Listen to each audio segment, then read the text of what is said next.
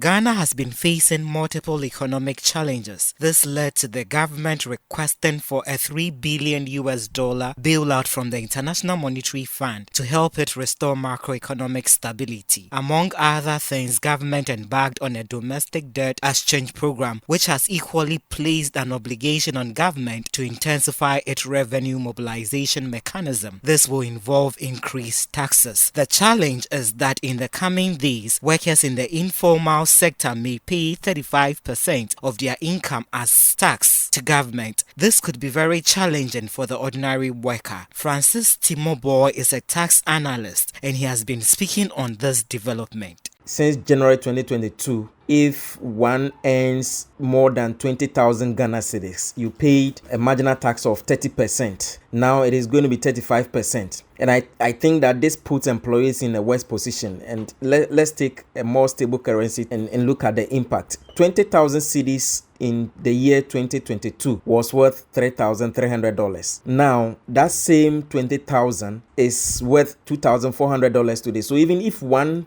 salary has not increased, you realize that before you were paying tax at $3,300 at 30%. Now the amount has reduced to $2,400 due to the impact of the depreciation of the cedi. Again, if you look at the proposed table, it is only when you earn $30 per month, that is when you don't pay tax. I feel that this is inadequate. And with the current 35%, the challenge is employees or individuals even appears to be paying more taxes than companies. This appears excessive. He also urged government to focus on the informal sector in its bid to mobilize revenue, as the sector holds majority of the working population. In terms of the government's revenue mobilization, I feel that the neglect of the informal sector is worrying. We should be more focused on the way the informal sector contributes to the larger economy.